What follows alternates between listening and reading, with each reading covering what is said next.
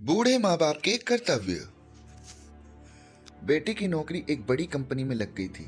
उसने अपने mummy papa से कहा, मैं मुंबई शिफ्ट हो रहा हूँ। अब आप लोग गांव वाले मकान में जाकर रहें। मेरे साथ कहाँ भटकेंगे। बुढ़ापे में सुकून भरी जिंदगी गुजारिए।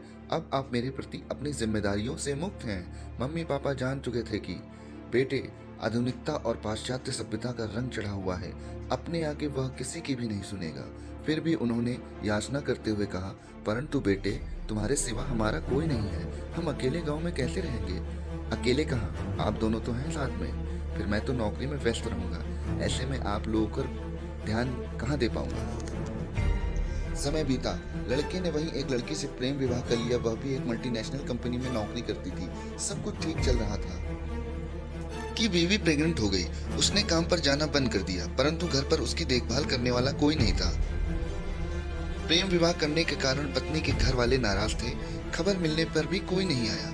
पति घर का काम करता, पत्नी को संभालता या नौकरी देखता। शादी के बाद पहली बार जीवन में उसे परेशानी का सामना करना पड़ा था।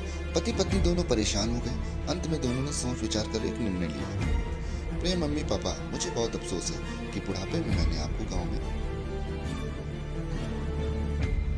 मुझे आप लोगों की याद आई तो आप लोगों को भगवान भरोसे छोड़ दिया। मम्मी पापा, आप मुझे माफ कर दें। मुझे अब अपनी जिम्मेदारियों का एहसास हो गया है। मुझे माफ कर दीजिए। हाथ जोड़कर आपसे विनती करता हूँ कि पत्र पाते ही मुंबई आ जाएं, ताकि मैं आपके प्रति अपना कर्तव्य पूरा कर सकूं। टिकट साथ में भेज रहा हूँ, मना नहीं कीजिएगा। पिछली गलती के लिए माफी मांगता हूँ। माँ बाप बेटे का करुणा और कर्तव्य बोध से परा पत्र पाकर निहाल हो गए। बेटे के बुलावे पर वे मुंबई आ गए। बेटा स्टेशन से उन्हें घर ले गया, क्योंकि घर पर बूढ़े माँ बाप के कर्तव्य उनका इंतजार कर रहे थे और बेटा अपने कर्तव्य से मुक्ति पा चुका था। माता पिता को कभी नहीं छोड़ना चाहिए।